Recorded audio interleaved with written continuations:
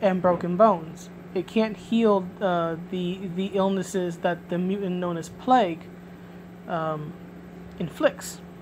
And Plague is the same person, for example, who touched the Storm earlier. So there's no cure for that, but there is a cure for stab wounds. Rather, the healer can cure things like a stab wound or broken bones, but not illnesses.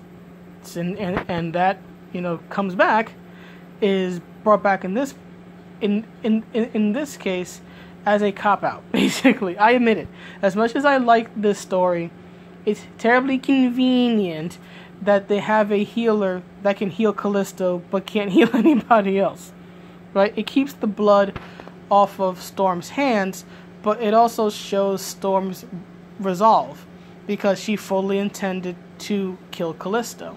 She wasn't trying to spare her life. It's a stroke of dumb luck and good writing that Callisto will live. Nightcrawler even asks Storm if she realized during the fight that she had stabbed Callisto in the heart. Storm says that she took on the fight knowing what she had to do. Kurt says that he didn't expect that of her, because he had mentioned earlier, again, in a moment where it's like, Crawler, I love you, but shut up. He mentions to Colossus that Storm had vowed to never take a life, and that once Callisto figures it out, the fight's over. So then, again, Kurt mentions later when they're talking about Callisto's injuries that he didn't expect that of Storm. Storm says neither did Callisto, and that was Callisto's mistake. So we're seeing a darker side of Storm here, a side of Storm that intended to kill Callisto. And personally, and this is just the impression that I get, I think the reason why Storm was willing to kill Callisto instead of trying to find another way out is because Callisto basically threatened Kitty's life. She wouldn't let Kitty be treated. She did the whole if the kid dies, she dies. And then even right before the fight starts, she explains that if Storm uses her powers, she'll have Kitty killed. Kitty means the world to Storm. Kitty is effectively Storm's surrogate daughter, especially at this time. Callisto should have never, ever, ever, ever, ever, ever, ever in a million years threatened Kitty's life. In my personal opinion, I think that's what solidified in Storm's mind her decision. She saw that not just an X-Man, because Angel's an X-Man too, and the her Crawler and Colossus were also there to rescue him. But her surrogate daughter was in danger. Her surrogate daughter's life, I should say, was being used as a bargaining chip. And I think she resolved, and I don't think it's ever mentioned in stories afterward, but I think that in Storm's mind and heart, she resolved to kill Callisto for that. Her little girl was in danger. And Storm, being a mother, she is Mother Nature itself, said, I'ma kill you. You threatened her, I'ma kill you. That's pretty much what I think. I might be wrong, but I think that was it. I think that's what was Storm's motivation, saving Kitty and making Callisto pay for ever threatening her in the first place. That's just me. I'm not saying that there's anything in the writing to suggest that. It's just the way I interpret it. And then the story finally goes back to what's his face, Scott and Egad, Madeline Pryor. It goes back to Scott and Madeline Pryor, and they have a conversation. She wants to make Scott breakfast. Oh, the things that are implied. But anyway, she wants to make Scott breakfast, and then some sun gets in her eyes. She grabs for his glasses. He pulls away from her. She then demands an explanation because she's never seen him without his glasses. She says that it can't just be for the effect, and she asks if his eyes are so sensitive that they can't take any type of light. He says that he wishes that was the problem. And then, despite his internal misgivings, he pulls a quarter out of his pocket, throws it in the air, shoots it with his eye beams, and reveals to Madeline that he's a mutant. Madeline asks why is he sharing this with her, and he explains that he can't bring himself to lie to her. And then their story, at least at the moment, ends on a somewhat hopeful note. You know, that she accepts him. They have a kiss, and then the story ends. So despite all the issues with this book, the art, the not blank, but the lack of backgrounds and panels, and the very choppy lack of flow, the very choppy read, I still consider this one of my favorite X-Men issues, because the writing is great. The writing really is what saves this issue, in my estimation. And plus, especially when I was reading it again, I realized that there was a prevailing theme. At least I believe it to be a prevailing theme in this story, which is the conflict between courage and fear. Each story has an element of courage and fear, and they're going up against each other. In fact, there's a moment in the book where this mutant named Mask is trying to ruin Storm's face. He hates her because she's beautiful. Nightcrawler speaks up. He yells at him, tells him to leave Storm alone. And then Callisto approaches Nightcrawler and basically says, hey, join the Morlocks. And she notes that Nightcrawler has courage to actually speak up against what he was seeing. And Nightcrawler explains that he isn't going to join the Morlocks because, for one thing, he has his friends are with the X-Men, and for the second one, he wants to be judged for the content of his character, not for his appearance. Sound familiar? In that he isn't going to join them.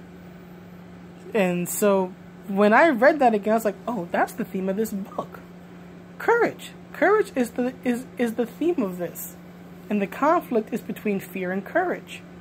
Because in each storyline, there's a fear, and then there's seeing what happens when you act with courage. In the main story, Callisto even paints herself as sort of a punk rock version of Xavier, saying that, you know, nobody else wants the Morlocks. They're all rejects, and she founded the old bomb shelter, and she made it her home, and then she took in people who were runaways, wink wink, and outcast, just like Xavier does. She doesn't overtly say, I am Xavier, but you can see in the dialogue that it's meant to contrast her with Xavier, given that he too takes in, you know, people who are runaways and outcasts. But the difference is, Callisto, while she may mean well, literally and figuratively keeps the Morlocks in the dark. They see no light. All they know is this constant oppression. And since they never go topside, right, they never know whether or not people or the mutants would actually accept them. Especially when you compare this to the X-Men, who, despite at this point having very serious issues with being accepted, know that not every single person in the world hates them. Not every single mutant, you know, opposes them.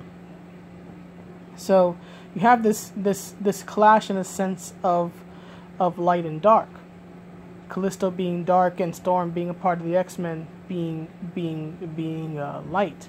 And light sort of wins in this instance, because the Morlocks don't want to come out of their darkness, and that's represented by what Caliban says.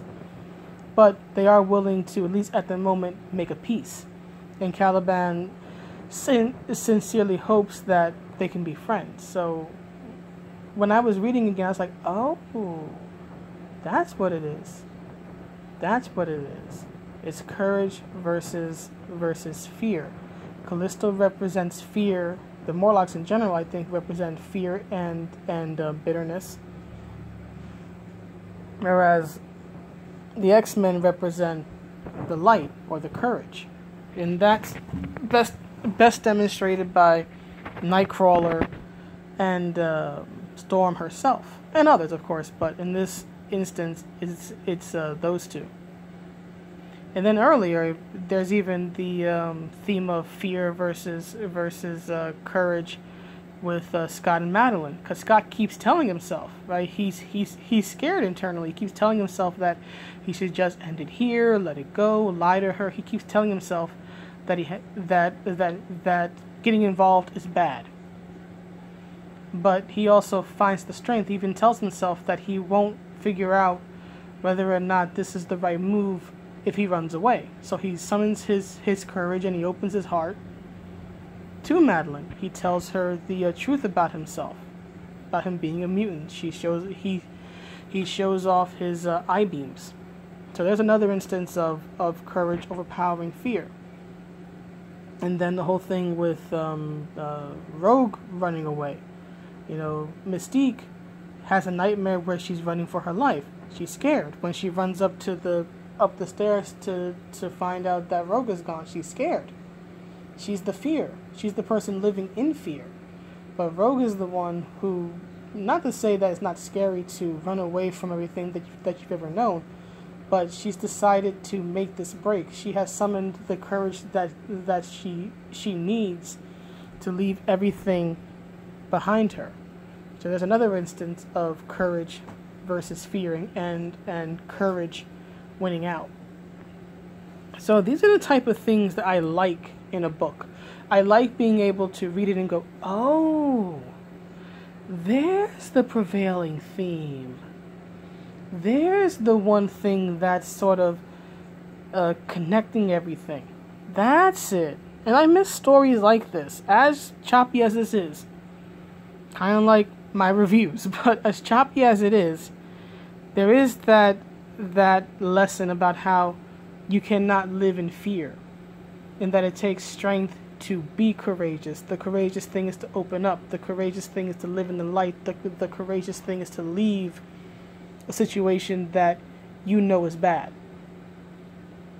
So that really touched me, and it's one of the many reasons why this is one of my favorite comic issues. It has issues. It's not the smoothest read in the world. The art could be better. I would like some backgrounds in headshot panels, please. But overall, it's one of the best stories I've ever read, and it's one of the first X-Men stories that I read whenever I feel like going through an X-Men run again. So this is Gene, and this is my review of one of my favorite comic issues of all time. I hope you have enjoyed it. Have a good day.